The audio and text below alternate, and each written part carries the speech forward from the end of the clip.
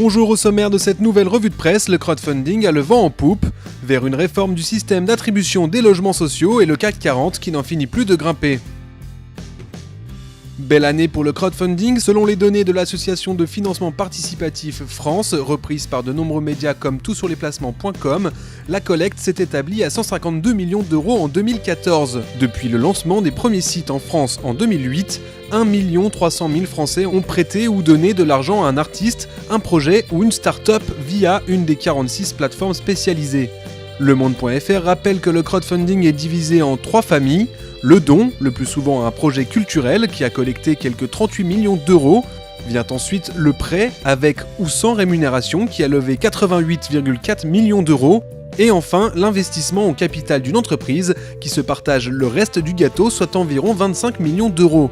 Pour le président de Financement Participatif France, Nicolas Lesur, ces chiffres ne sont qu'annonciateurs de meilleurs résultats. Il estime qu'en 2015, le marché va encore doubler et le secteur va commencer à se structurer.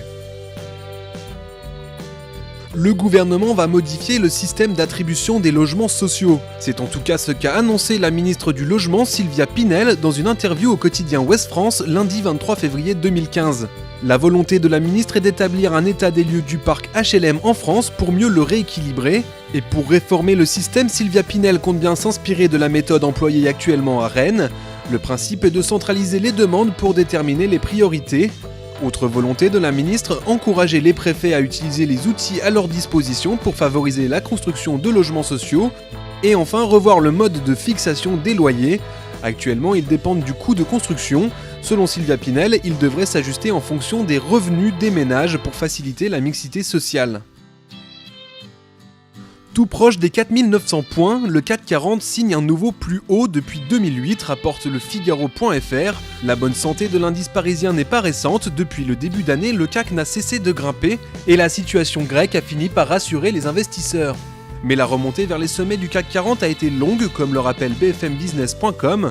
La baisse de l'euro et des matières premières, notamment du pétrole, au 4e trimestre 2014, ont favorisé cette montée en flèche et devraient permettre au CAC de franchir à nouveau la barre symbolique des 5000 points dans les semaines prochaines.